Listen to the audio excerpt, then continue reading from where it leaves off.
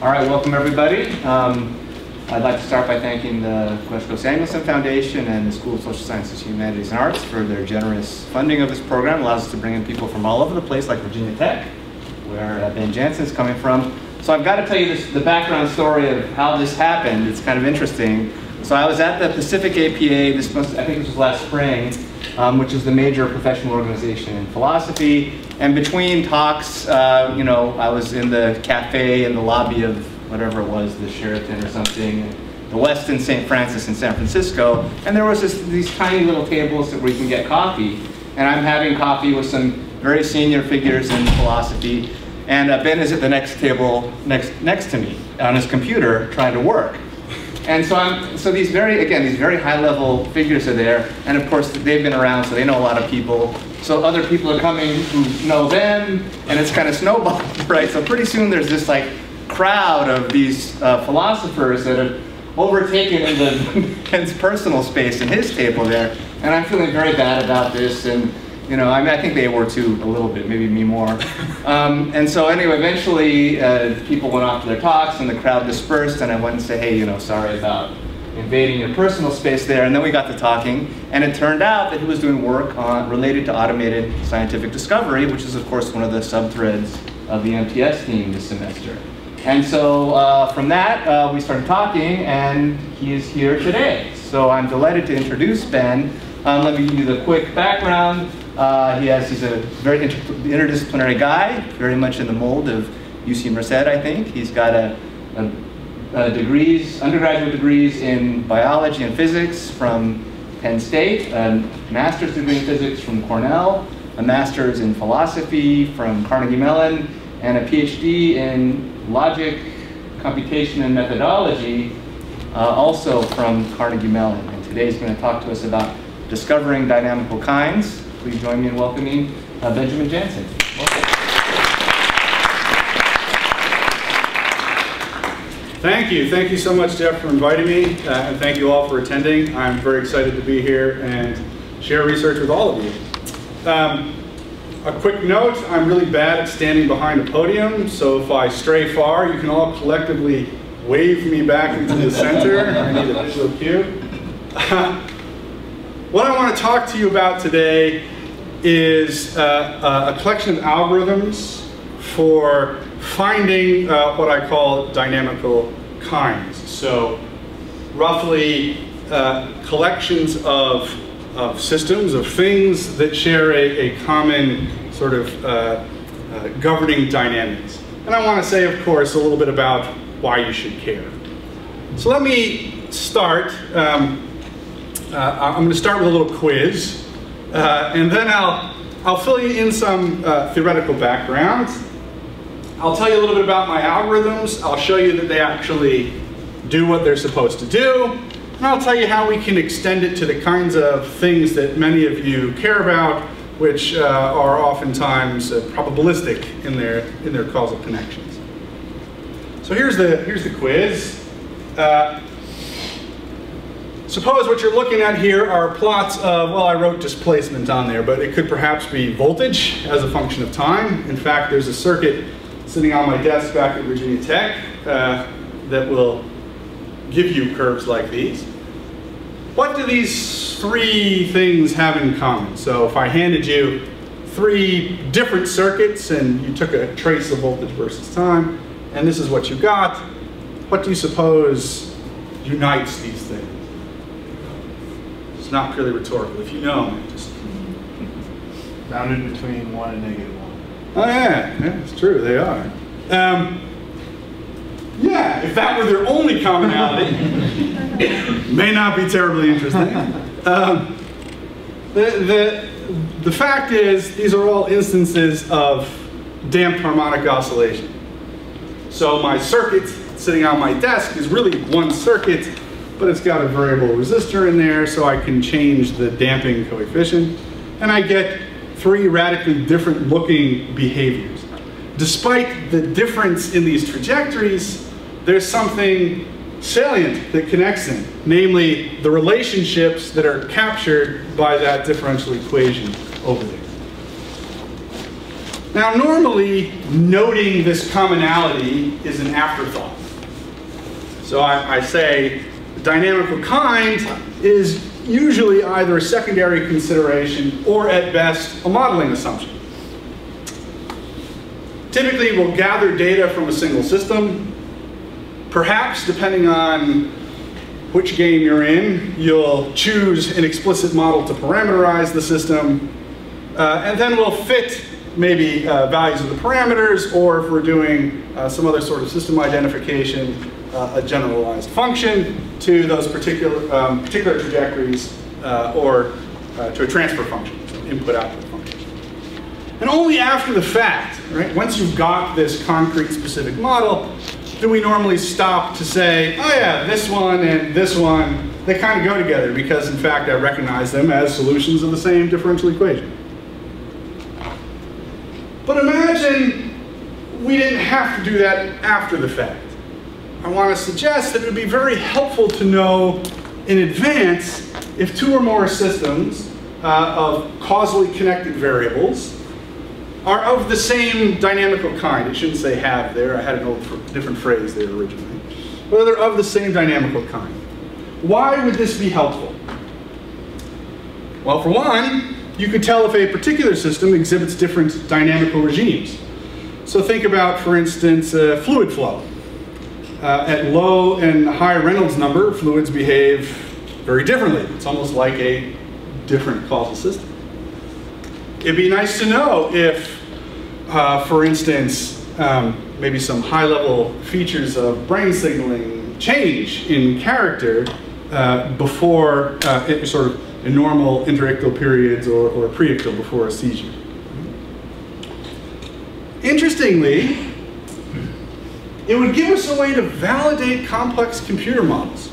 So what I have in mind here are the kinds of very complicated agent-based models where you build up a model of, say, an ecosystem by capturing or encapsulating the behavior of individual critters or small numbers of them and how they move through a landscape. But what you really care about are some high-level variables like one or another measure of biodiversity and how you can influence those by changing high-level environmental variables. These models are all over the place in the literature. But what makes them difficult to use in some respects is that it's hard to know whether the relationships amongst the high-level variables in your agent-based model really capture the relationships amongst those variables in the target, in the real environment. But if you could know, if you could test whether or not the high-level dynamics of your computer simulation and the dynamics of the target natural system are of the same dynamical kind, if they have the same, roughly speaking, sort of governing equation and structure in the background, then we could test, that we could validate those models. Right? We could do it in a surprisingly straightforward way. You could also, incidentally, pool data from multiple, not just experiments, but multiple systems for doing model selection. Right? So if I knew that those trajectories all came from a common dynamical kind, if I knew they were all governed by the same dynamical equation, I can use this varied information, the fact that I got this range of trajectories, to help me parameterize a model in the first place. So there's lots of good reasons why, practically speaking, we might want to be able to do this. To, rather than after the fact, right up front, assess whether or not two things belong to the same dynamical kind. How is that possible? How could this be done? What would we need to be the case? You need two things. The first is a rigorous and relevant definition of dynamical kind. I've been tossing the phrase around. I haven't told you what I meant by that. In my harmonic oscillator case, it's something like a common differential equation that governs it, but what about systems that aren't continuous in time or continuous in any variable? What about what counts as the same form of a differential equation, right? What's a parameter versus, changing a parameter versus an all new equational form? You need to give an account of what this means, dynamical kind, that at the very least lets you do all those useful things that I pointed to above. Right? So we want to capture categories that actually matter in our scientific analysis of processes and systems. Once you've got such an account, you also need there to be an empirical test for sameness of dynamical kinds. So if the theoretical account can't be operationalized, then we can't realize the dream of the preceding slide. I have to tell you how to translate that into something you can actually do. I'm going to spend the rest of the talk essentially doing these two things. Before I dive into the theoretical background, I don't know what the tradition is here.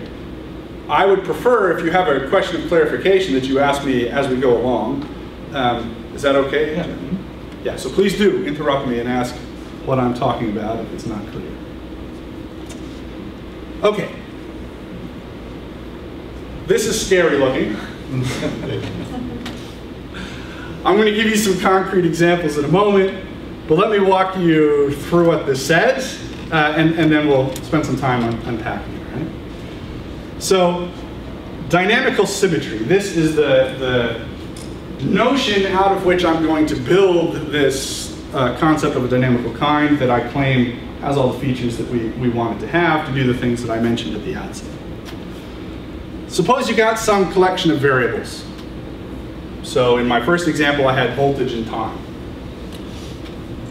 Sigma is an intervention on some of the variables in your set. So maybe an intervention on voltage. That transformation sigma, right, so that change in value of a variable that doesn't directly change the values of any others.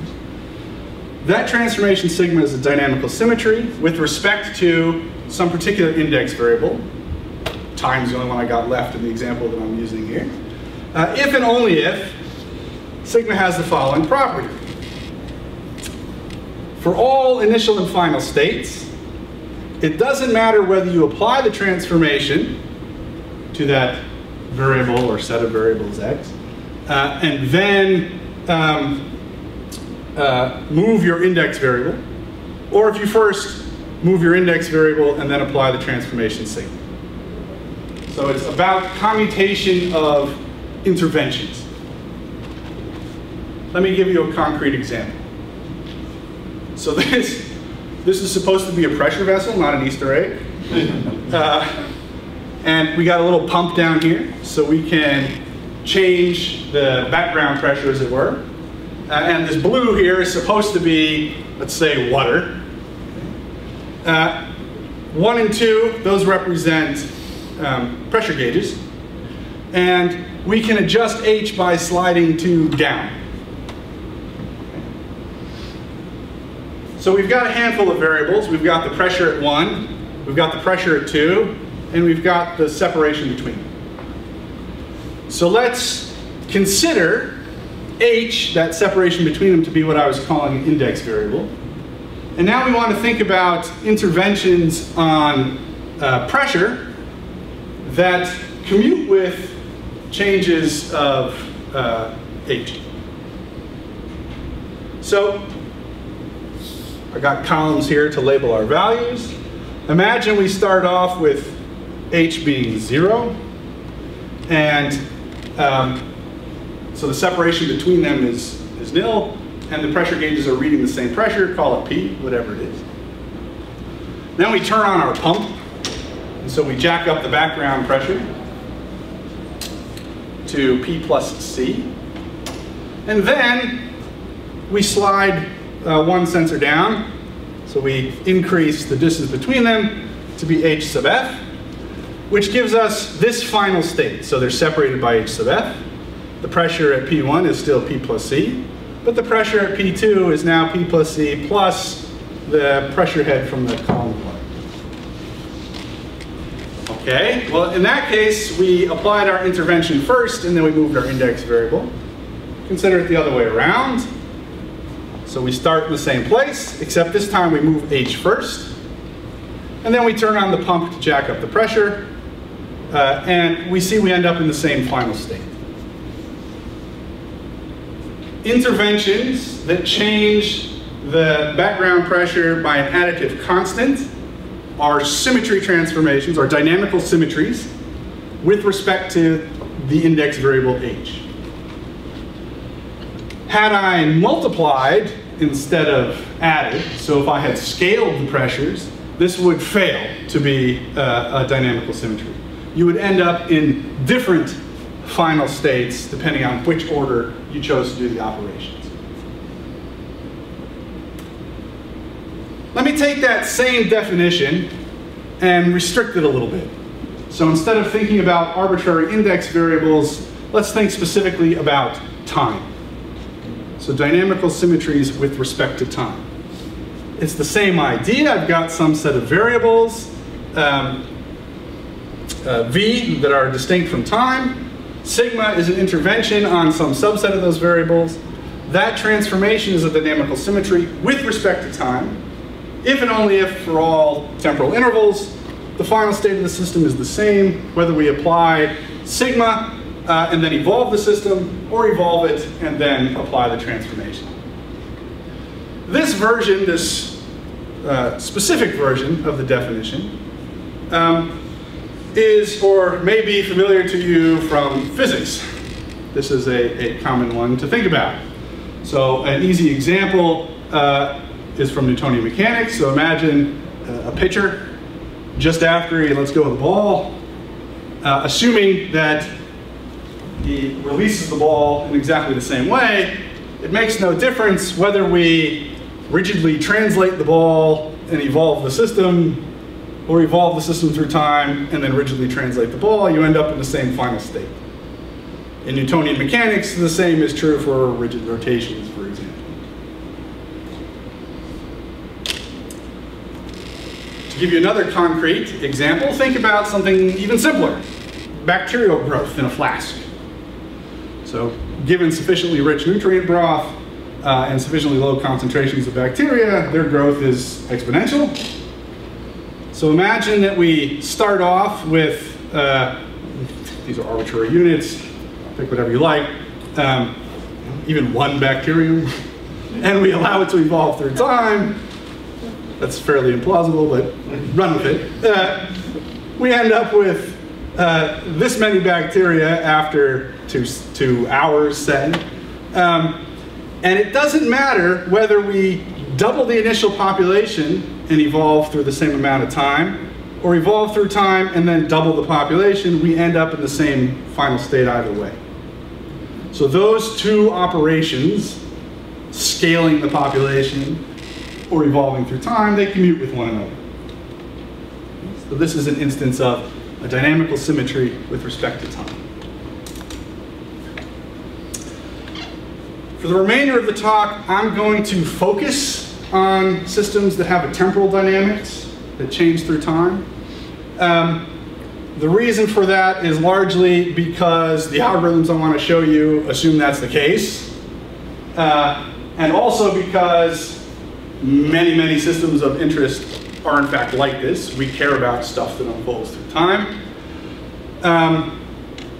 There are many familiar examples. So quite a few of the symmetries of differential equations familiar from physics represent exactly this sort of dynamical symmetry with respect to time. But I want to stress there's nothing special about this choice. Right? So that very general definition I gave you at the beginning, the algorithms are perfectly capable of handling other index variables. We don't have to look at temporal dynamics. So don't think that this is a restriction built into the algorithm. It's largely for rhetorical purposes. Okay. So I told you what I mean by dynamical symmetry. We're still not, that doesn't give you a category of things yet, right? So I'm trying to give you a precise sense of being of the same dynamical kind. We need some more ingredients. Dynamical symmetries in general hang together in a particular way for a particular system. You can compose those dynamical symmetries. So if sigma 1 and sigma 2 are both dynamical symmetries, say, with respect to time, then so is sigma 1 followed by sigma 2. So if you did that pair of transformations, it would also work as a dynamical symmetry. Now the way in which those symmetries compose, I'm calling a symmetry structure. To give you a concrete example, think again of Newtonian mechanics. So we know rigid translation is in fact, dynamical symmetry of any Newtonian system. So it doesn't matter if I pick my pendulum up and move it 3 feet to the left, right?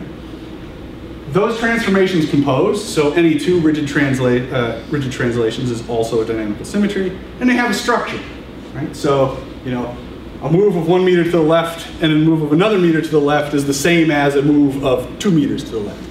Now, in the case of rigid translations in Euclidean space like this, is a pretty boring structure, but there are richer ones, and they vary from system to system. I want to refer to that structure under composition as the symmetry structure. So how these manipulations hang together. That is what's going to give us our notion of a kind. So a dynamical kind is defined as follows.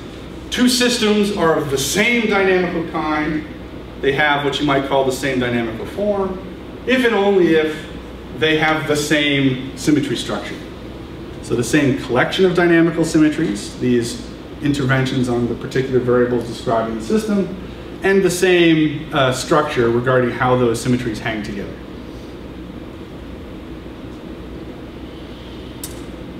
Okay, so I promised you a definition of, yes?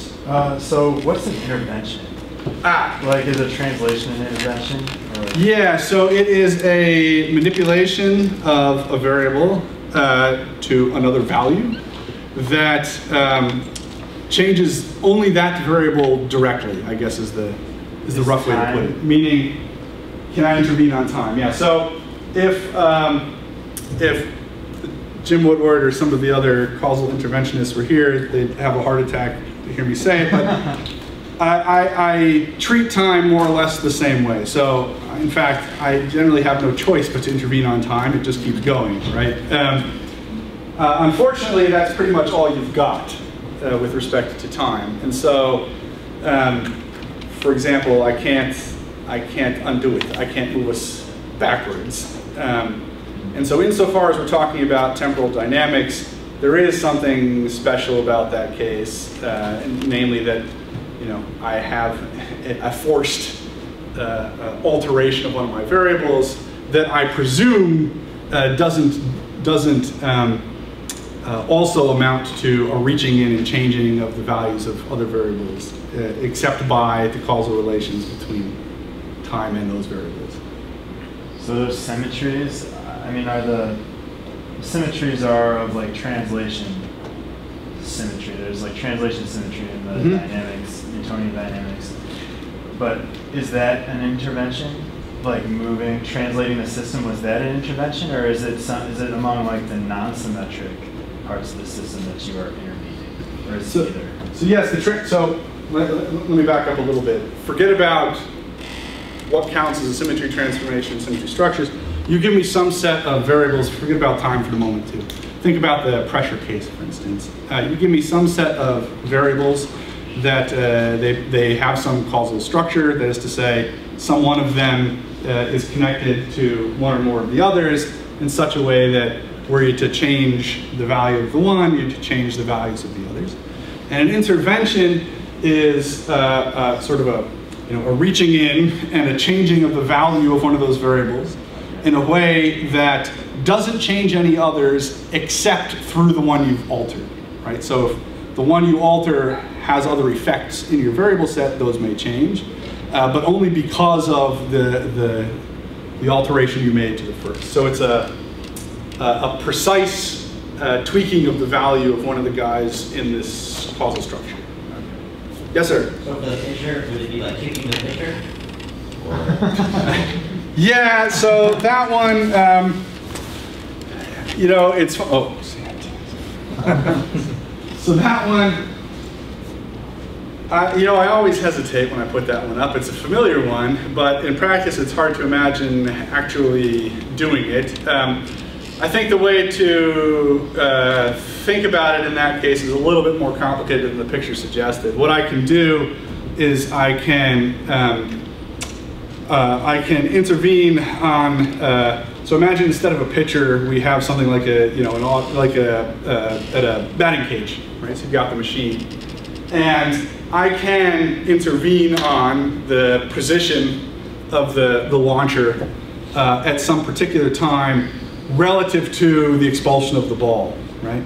So I can reach in and physically move it 10 meters to the right and let it launch the ball, and then now the other intervention that you're imagining, well, yeah, I'll leave it at that. So you can reach in and do that, and it won't make a difference whether you move it first and launch the ball, or launch the ball and imagine moving it over, or actually, catch and move it over. It's a little hard to imagine how you do that intervention without breaking everything else in the causal structure.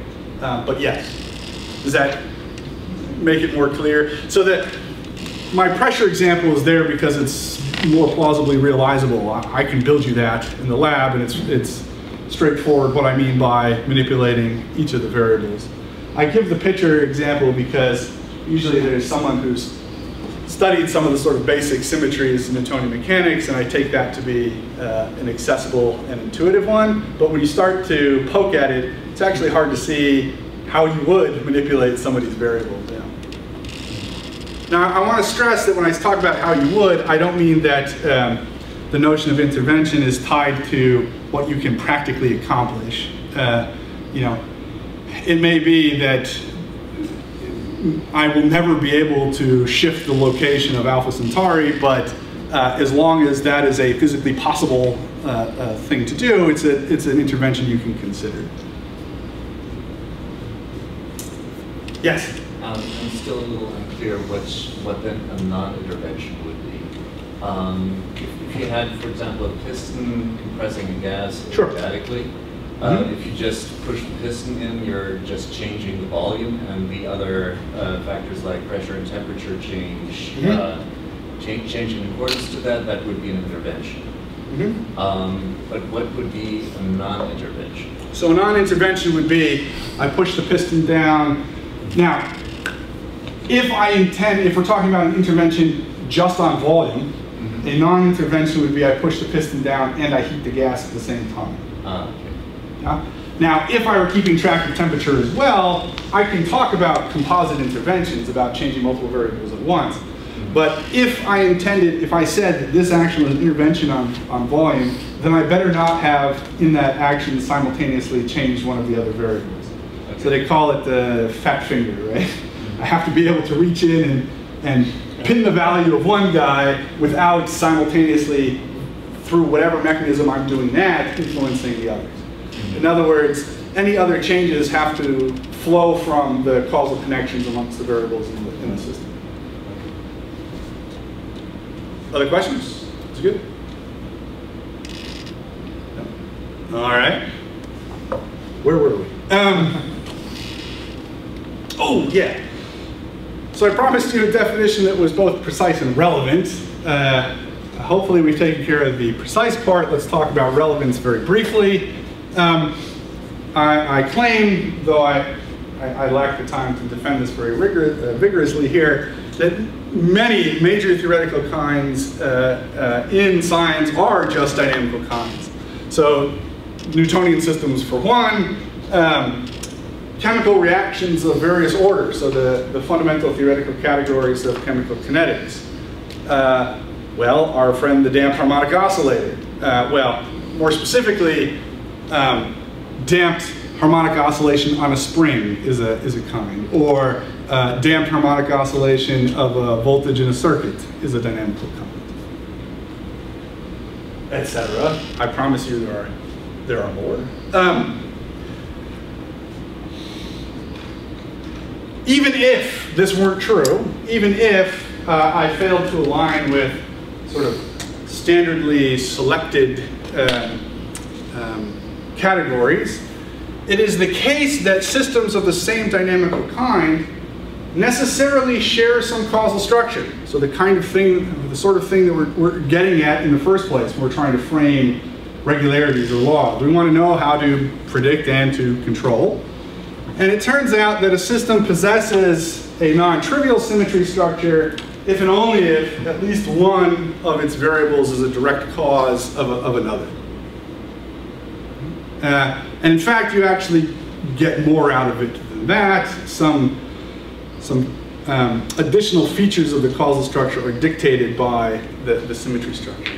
The point being that systems belonging to a common dynamical kind must share some of their causal features. So it's worth attending to the category even if it failed to line up with commonly recognized categories. Okay. So that was half of the two things I said we would need to be able to identify commonality of dynamical kind in advance of knowing detailed causal structure.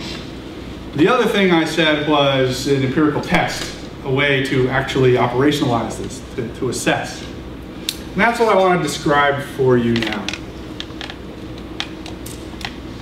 In overview, here's how the algorithm works. We collect a bunch of data for the target variables, or the variables that we are considering for the moment to be the target variables, as a function of time, because I said we're restricting ourselves to temporal dynamics, before and after an intervention. So what I mean is that little fake growth curve I showed you for the bacteria. Right? So you capture that, and then we kill off a bunch of bacteria and start off with 2 instead of 1, and collect an observation of that trajectory. Then we're going to transform that data to build polynomial models of the dynamical symmetries that are implicit in our collections of curves. And I'll explain that in a moment. And then finally, we compare symmetries across systems. If you fail to share the same set of symmetries, then you do not belong to the same dynamical kind. And we can thus reject the hypothesis that these are of the same dynamical kind. So let's start with collecting the data. My running examples here for the algorithm, in fact, the simulated systems on which we tested the algorithm are ecological. So what you're looking at here is simulated but noisily sampled data of a pair of species governed by the competitive Lotka-Volterra equation. So imagine a pair of species competing for resources. So one's gain is another's loss, as it were. And we imagine 2 systems. These are 2 different ecosystems, let's say. And what you're looking at here in blue, these are the initial trajectories or population curves of the pair of species. So, species 1 here didn't do so well. Species 2 is starting to proliferate. The red curves are what happens for the same pair of species, so the same system, if we started them off at this much higher pair of populations, so 100 apiece. One of them plummets and the other gives you this funny sigmoidal shape. Okay, so 2 curves, 1 for each pair of species, so we have 2 target variables, as it were, and system 1 and system 2. So how it evolves over time in these 2 distinct ecosystems. So what we would do is we collect data of this sort. And now we're going to transform that data. So here I showed you the case where we have 2 target variables. That's why there's 2 curves for each color. But it's hard to actually picture the relevant transformation in that case. So imagine we've got only 1 target variable. So go back to our 1 strain of bacteria in a flask. And imagine we collect this curve, so the populations over time, with this starting condition, and this curve when we've intervened and changed the starting condition. a pair of trajectories like this contains implicit information about one of our desired symmetry transformations, dynamical symmetries. Specifically, the function mapping one of these curves to the other just is one of our dynamical symmetries. Why is that? So imagine sigma is the function that maps the point here to this point there, right? So the original to the transformed population. Then it wouldn't matter whether I evolved in time and applied sigma or applied sigma and evolved through time, I end up at the same final state. So all we're going to do is unpack that implicit information. In other words, we're going to ignore our index variable. We're only using it to line up values of the target variable, so we know that this one corresponds to this one, because they were sampled at the same time. So this is the original and this is the transformed. And we're going to plot the transformed versus the original values of x. So for this pair of curves, what you get when you do that is actually a straight line. This should not be surprising if I tell you that these are exponential decays. And in fact, the only family of symmetries for the exponential is scaling symmetry. So you get a straight line, well, through the origin if I drew it out there. If you prefer to think about things in terms of coordinates, I wrote the same thing in matrix notation over here on the side. So imagine here's my sample of the original curve. So here are time values, and here's the population value at each of those times. And I have a sample for the transformed case where I intervened on the initial conditions. All I'm doing is using the time values to line up corresponding entries, and I'm plotting the transformed, or I'm storing the transformed versus the original.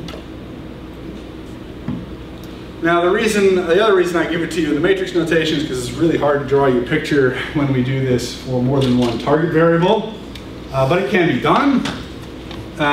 So again, time values, except now I'm recording values for two target variables, like in the Lotka-Volterra case. And then what I need to produce is an ordered set of matrices, one for each target variable, where I store the value of the transformed variable, this is the first transformed target variable, as a function of the pair of original values. So this is a surface is what I end up describing instead of a curve. Once you make that transformation, what the algorithm that I'm describing here does is it uses cross-validation to estimate the error of two different models. So we're going to compare how well two different models do against the data we just collected. One is a separate model, so it assumes that the two systems you want to compare are different dynamical kinds, and it fits separate polynomials or polynomial surfaces to the symmetries of each. The other model assumes they belong to the same kind, so we dump all the data together and fit a single polynomial model. Then we just compare the error of the two models.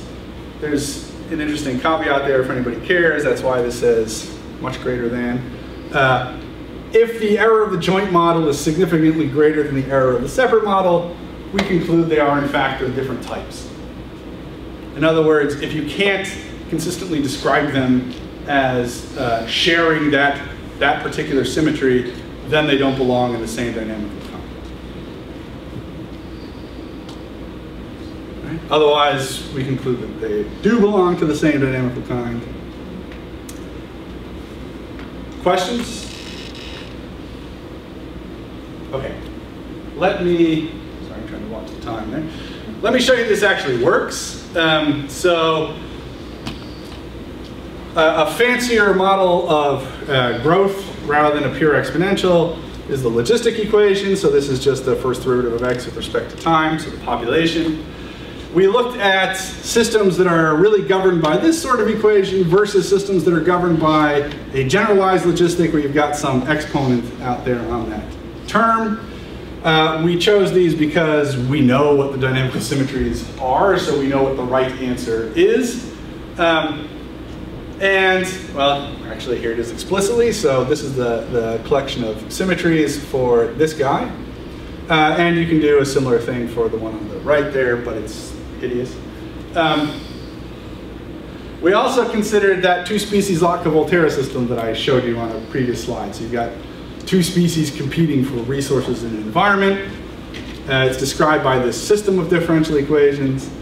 And the symmetries are actually really hard to find, but it's easy to show that whatever they are, they're functions only of the ratio of those growth rates, R2 and R1. So as long as you fix that ratio, you end up in the same dynamical kind. What you're looking at here is a couple of examples. So A and B are actually of different dynamical kinds. So this one is the regular old logistic equation. This one is the same equation but with a slightly different value of beta. And over here is how accurate the algorithm is as a function of beta. So we keep one fixed at beta equals 1. We vary the value of the exponent governing the behavior of the other equation. And we do this a gazillion times and ask how frequently the algorithm is right. And you can see that it does exceptionally well until we get around beta is 0.6. If you're interested, you can go home and plot these. The curves are very hard to tell apart at this point, and the algorithm starts to stumble. It can't see the difference between those distinct dynamics. And similarly down here is a case where even though these look different, these are actually of the same dynamical kind. All we did is change the intrinsic growth rate, and you can see that it doesn't really matter what I set that to. The algorithm is able to see that they belong to the same kind. Likewise, for the Lotka-Volterra systems, it's the same basic setup.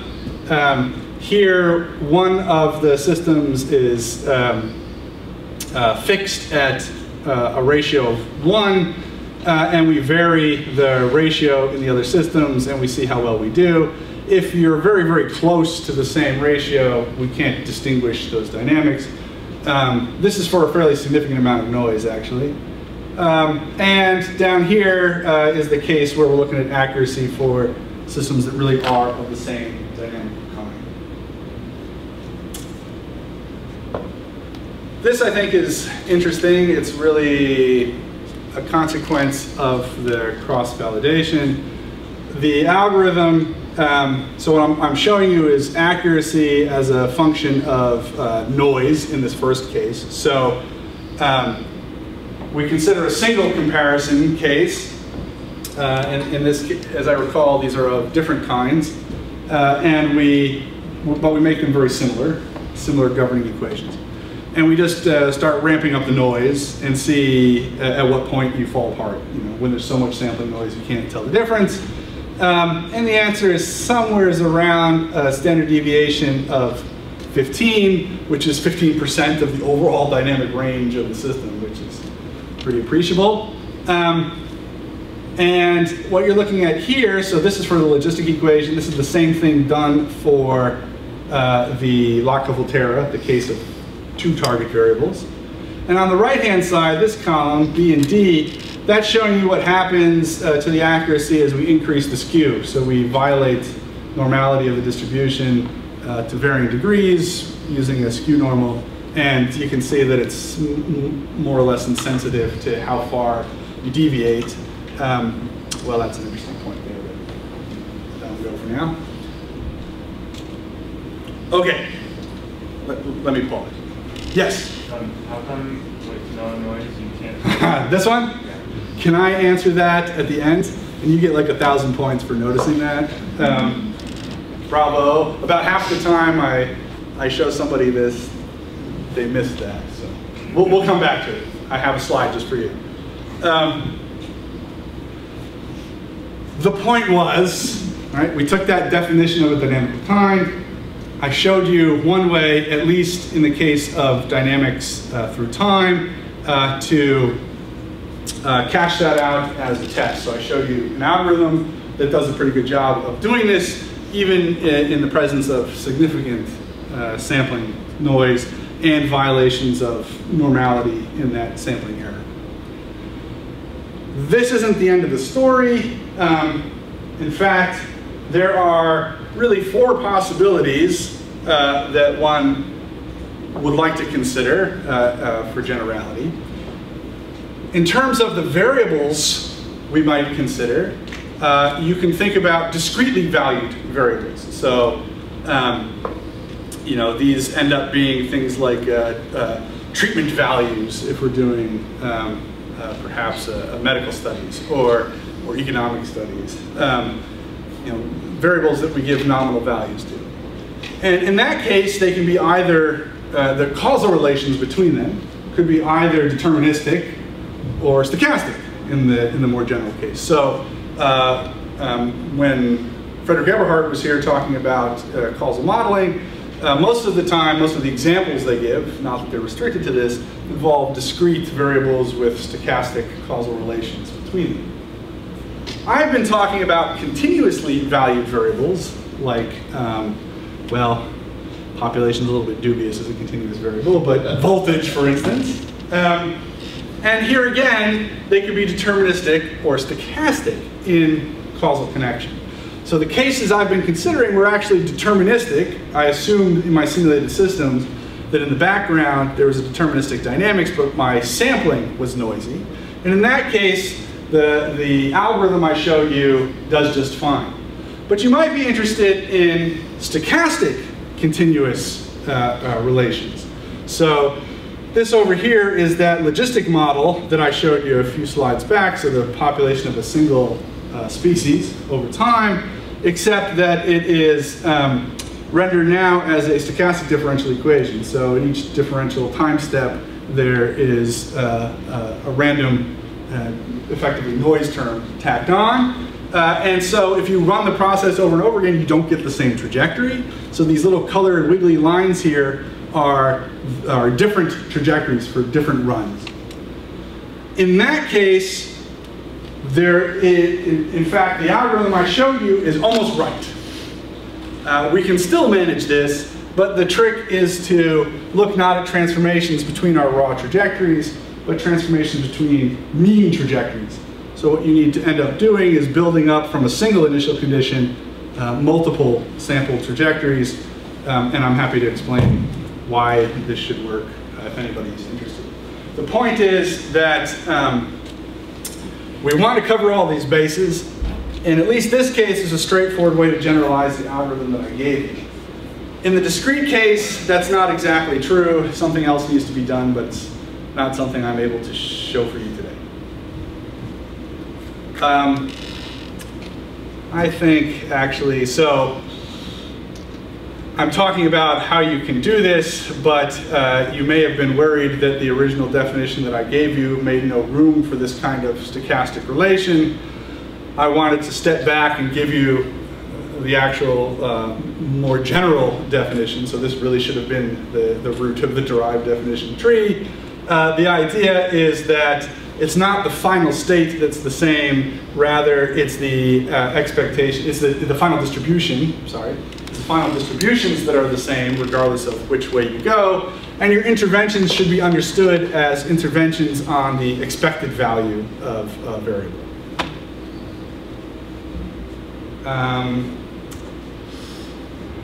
Now I'll skip over that. Well, what the heck? The point is you sample lots of trajectories from a single initial condition, not just one trajectory.